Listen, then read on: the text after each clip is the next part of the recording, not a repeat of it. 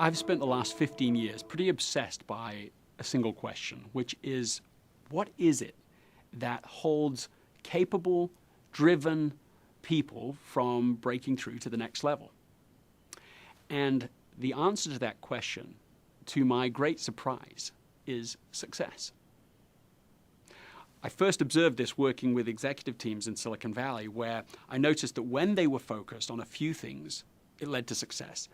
But success breeded so many opportunities and options that diffused the very focus that led to success in the first place. And so, exaggerating the point in order to make it, I found that success becomes a catalyst for failure, because it leads to what Jim Collins called the undisciplined pursuit of more.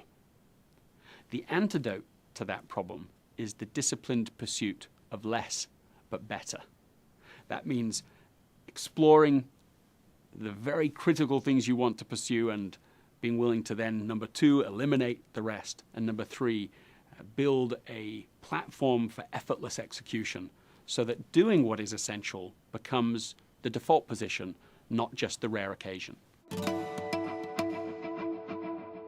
My position is that when people really get a chance to think and have the space, that they can quite easily discern between the things that are essential to them, important to them, and those things that are not. The problem is not our ability to discern, it's that we don't have the space to take the time to discern.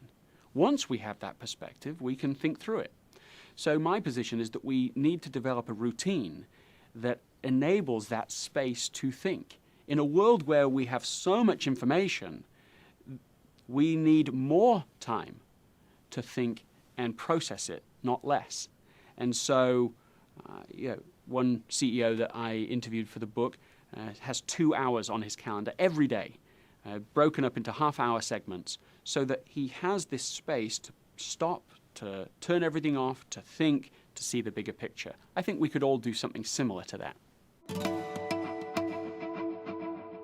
The idea for many people of saying no to a senior leader, to even family members and so on, is so unthinkable, they just don't even experiment with it. So they end up being a novice with no. They just want to avoid this like the plague. But what I've found is that essentialists practice and learn and develop this skill. Kay Krill is the CEO of Loft and the Ann Taylor brand. And she said that years ago she was really bad at saying no. And somebody came to her mentor and said, look, you've got to learn to get rid of all of these people and commitments that don't mean anything to you, because they'll rob you of the things that really do. And she said that because she got that feedback, she did learn over the years how to say no, how to push back gracefully, sensibly, but unapologetically. And now she says she's very good at it. And it saved her so many wasted hours, wasted days, wasted commitments, because she actually learned to develop a repertoire for saying no. One of the executives that I interviewed for the book, because he was trying to be a good citizen to his new company, ended up saying yes to almost everything. And his stress was going up, the quality of work was going down, and so he started to, with an experiment, saying no more often, being more selective. And what he found was that the meaning of his work was going up, the value of his work to the company was going up, his stress was going down, and he ended up with one of the best performance evaluations of his career and one of the largest bonuses of his career.